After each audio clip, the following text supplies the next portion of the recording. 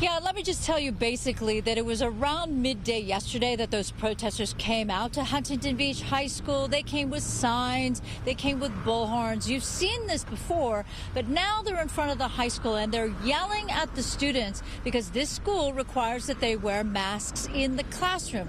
Now, here's some video that we found on Facebook that was taken by one of the protesters, and we've cleaned it up, by the way. Be free. Breathe your air. Don't be a sheep. Wow, look at all these zombies right here that have been indoctrinated into communism. Well, things got heated as the students started to interact with the protesters. Huntington Beach police officers were on hand, but what I'm told is they basically just tried to keep the demonstrators on the public sidewalk. Some students agreed with the protesters. You could see that on the video. Others felt like they shouldn't be the target of the demonstration. And then from Twitter, this video was posted showing a protester pulling a student's mask off his face and the student throwing a punch. Here's what students told us about yesterday's events. I don't really agree with the whole anti-mask. I'm not pro-mask either. I don't care.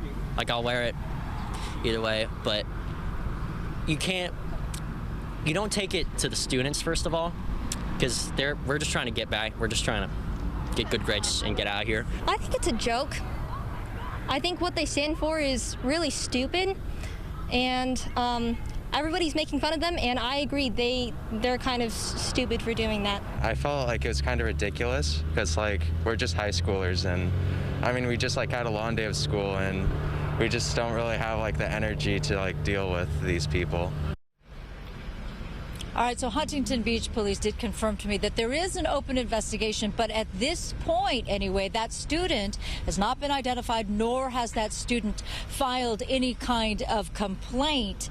I talked to a number of parents, most of whom did not want to go on camera, but agreed that it wasn't really the right time or place for these demonstrators.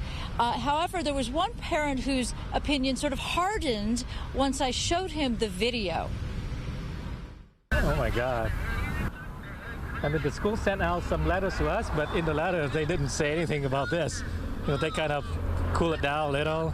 They didn't want to take one side or another. Yeah. But I didn't know, you know, they were actually yelling at the kids and saying bad words in front of the kids. Right. That's unacceptable. I don't think they should yell at students, but I understand why they came to the school, because that's how they get attention.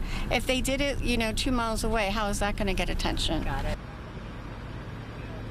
All right, well, that same mom, Gretchen, she pointed out, hey, we just watched the Emmys the other day and everybody was in that tent. They were unmasked. Why can't you have that same choice here? But of course, that's a different kind of situation, different kind of rules. And all of those people had to be vaccinated and have a COVID-19 negative test. That is not the situation here. Many of the students are not vaccinated.